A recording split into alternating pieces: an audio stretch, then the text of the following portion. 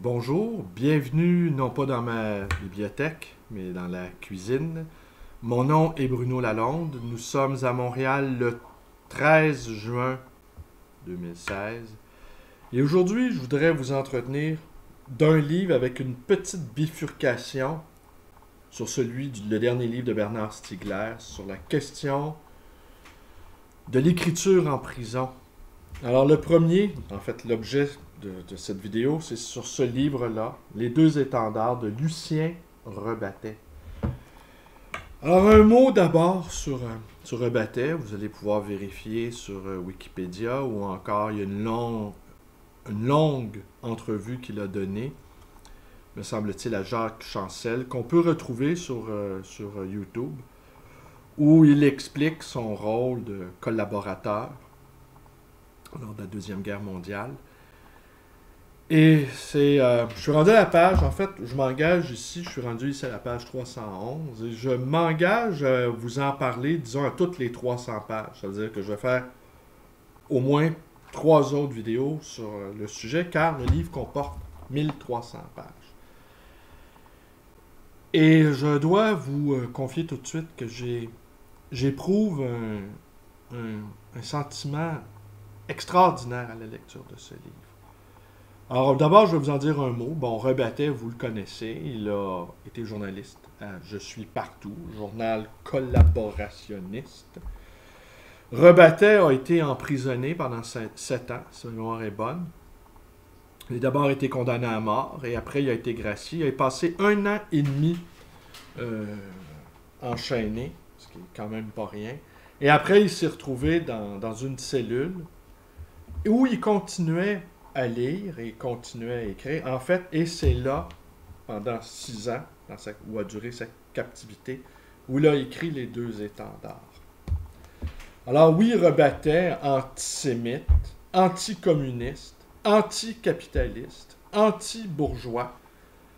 On se replace dans le contexte, on a pardonné à beaucoup d'auteurs qui ont collaboré, que ce soit passivement, comme Céline, ou activement, comme Drieux-La Rochelle.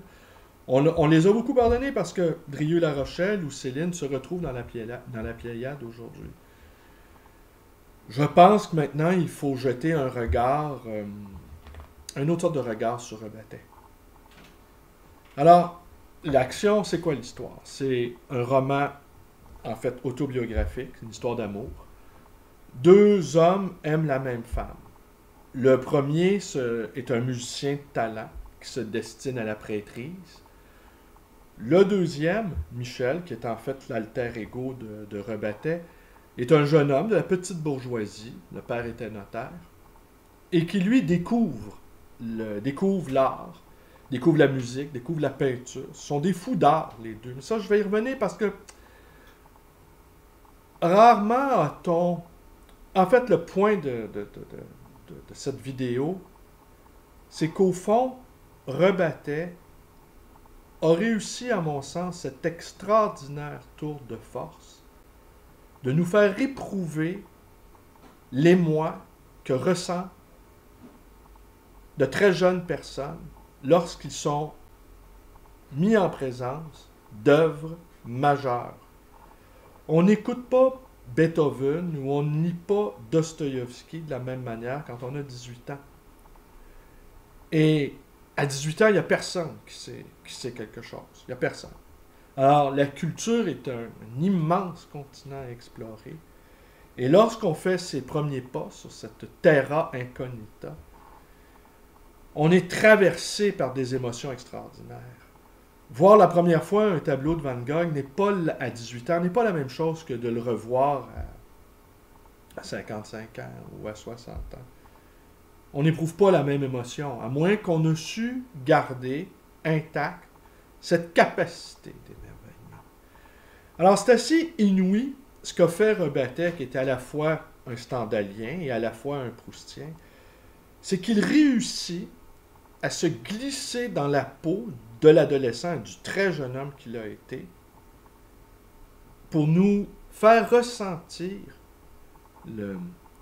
les émois, les émotions très vives, les émotions très très puissantes lorsqu'on est mis devant une œuvre d'art, hein, le fameux syndrome stendhalien.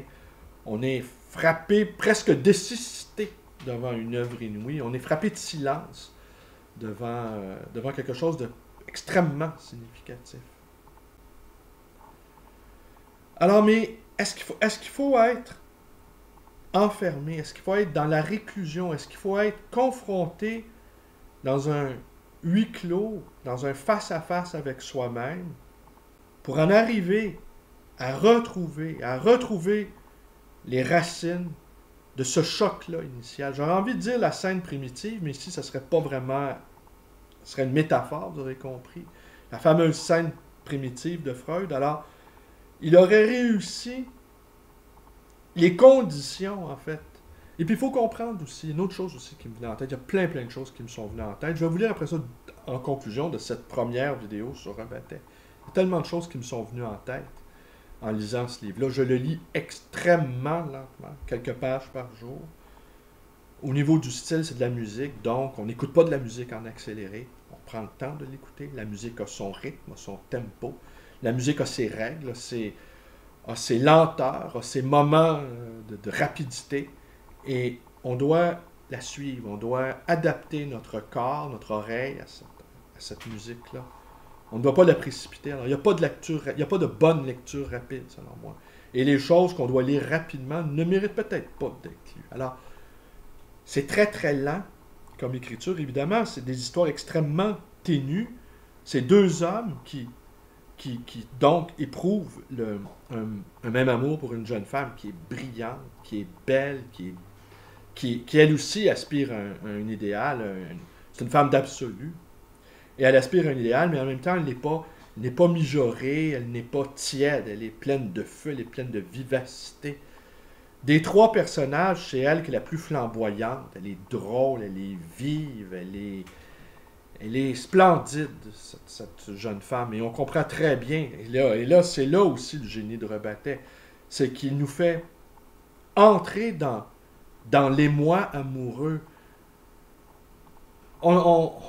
Et je ne peux pas croire que cet émoi-là, aujourd'hui, les très jeunes personnes, ne l'éprouvent pas. En tout cas, ce que j'expérimente à ma librairie, encore, c'est que l'émoi devant les grandes œuvres d'art, ou l'amour, eh bien, ça se poursuit aujourd'hui.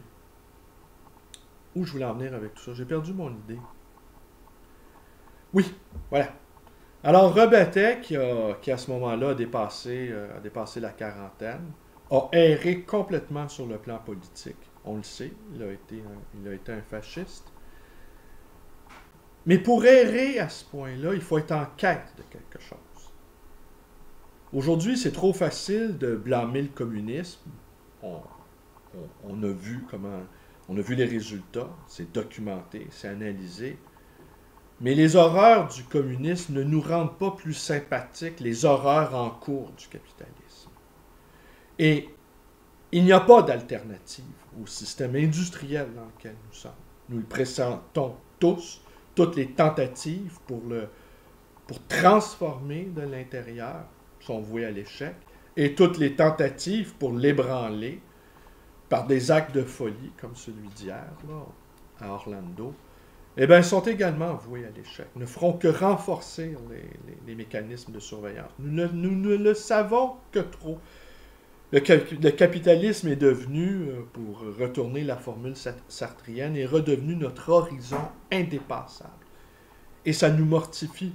Et Rebattet, comme quelques-uns d'autres écrivains de sa génération, eh bien, a assisté à l'effondrement du capitalisme. Les deux étendards, ça se déroule en 1925, à Lyon. En 1925, on est dans les années folles, période de capitalisme triomphant, jubilant, capitalisme de joie, capitalisme d'abondance, comme on l'aime, n'est-ce pas? La version lumineuse du capitalisme. Mais 4 ans plus tard, en 29, tout s'effondre. On connaît la suite, 1929, 1939, 10 ans de misère, 10 ans de chômage qui nous ont conduit à la Deuxième Guerre mondiale, avec le résultat que l'on connaît. Alors, on était justifié en 1925 d'avoir en tout cas après 25, en 29, on est justifié d'avoir des réserves à l'égard du capitalisme. On est justifié également, Rebattet détestait les communistes, on était déjà justifié d'avoir des appréhensions contre le communisme.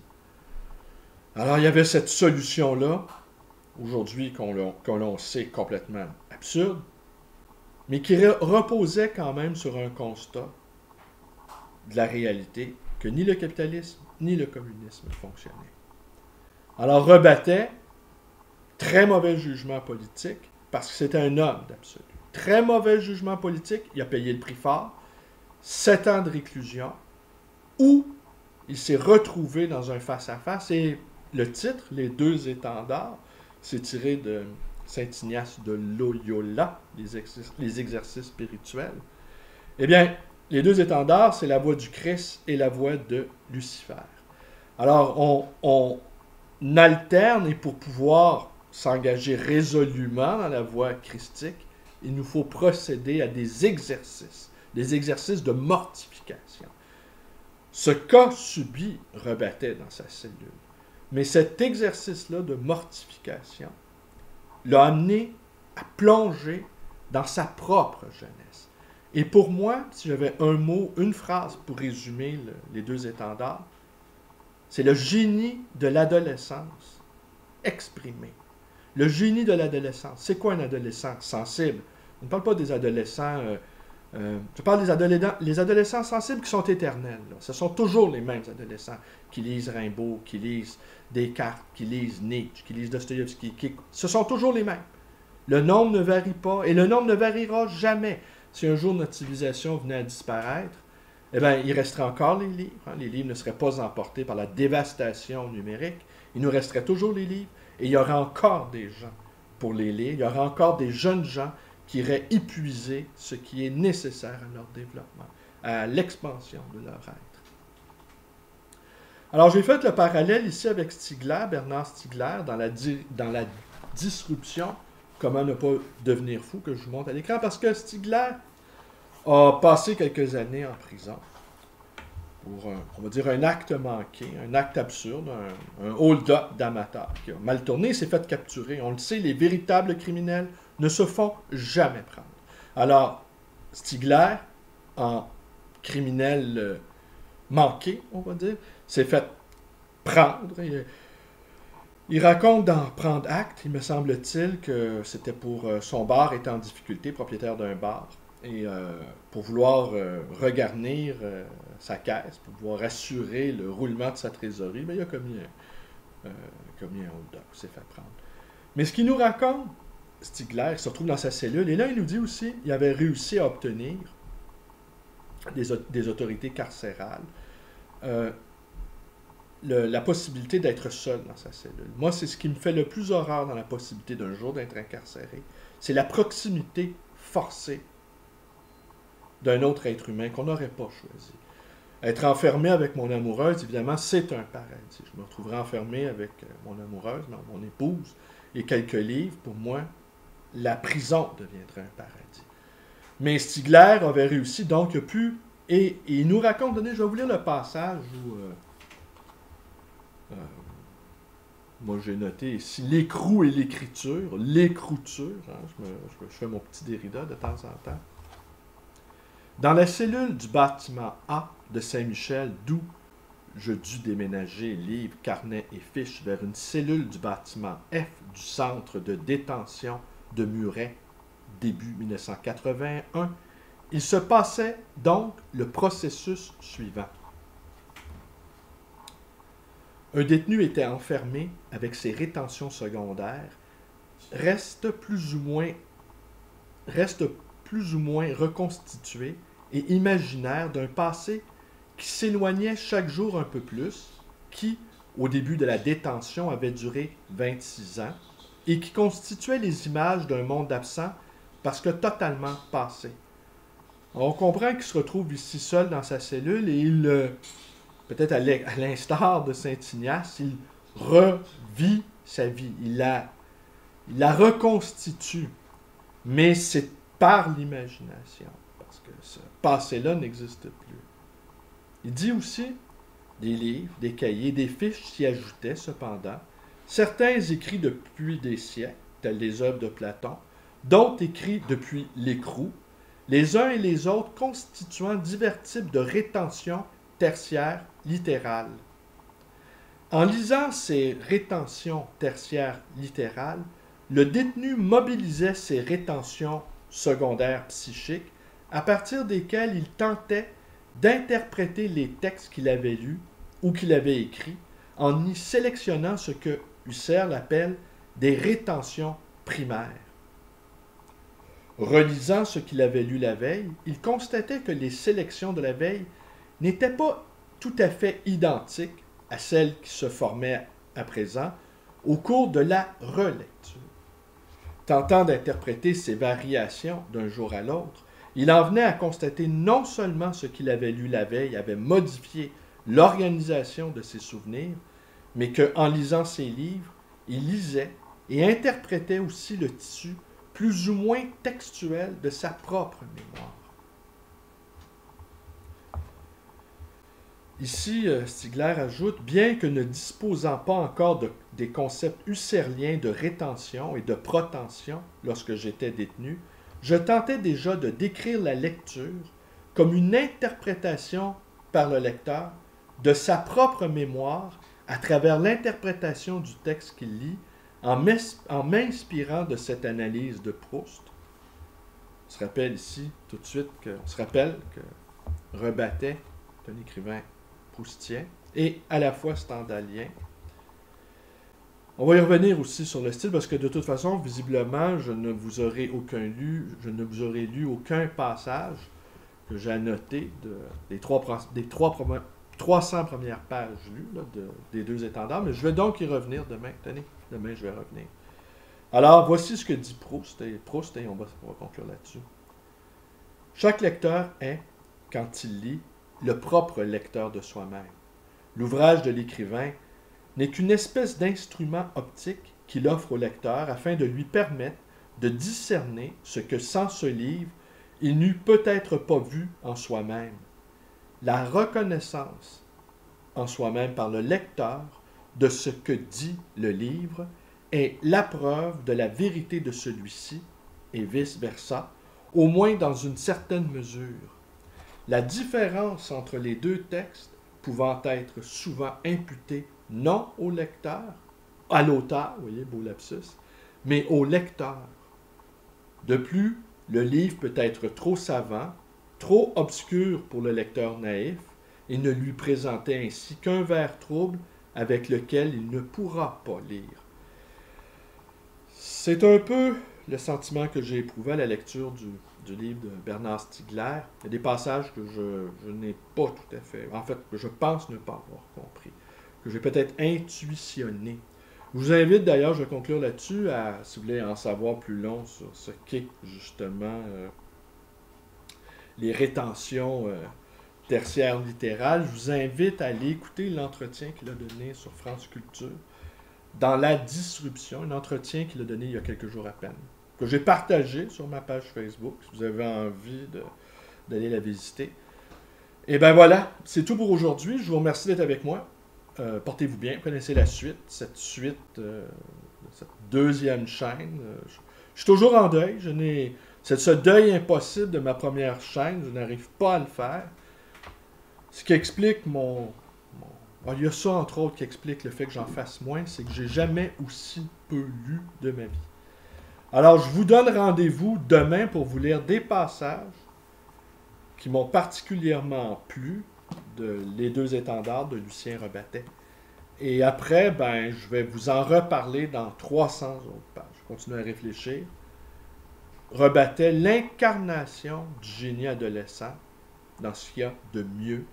Et j'en arrive à penser que pour avoir ce génie-là de l'adolescence, il faut beaucoup errer sur le plan politique. Et peut-être nous sommes rendus à un point où maintenant nous devons complètement errer, complètement sortir des cadres pour essayer d'offrir des opportunités, pour essayer d'offrir des avenues à un monde visiblement qui se referme de plus en plus sur lui-même, en ne souhaitant pas que cette terre devienne une vaste prison. Je vous remercie d'être avec moi. Portez-vous bien et à demain.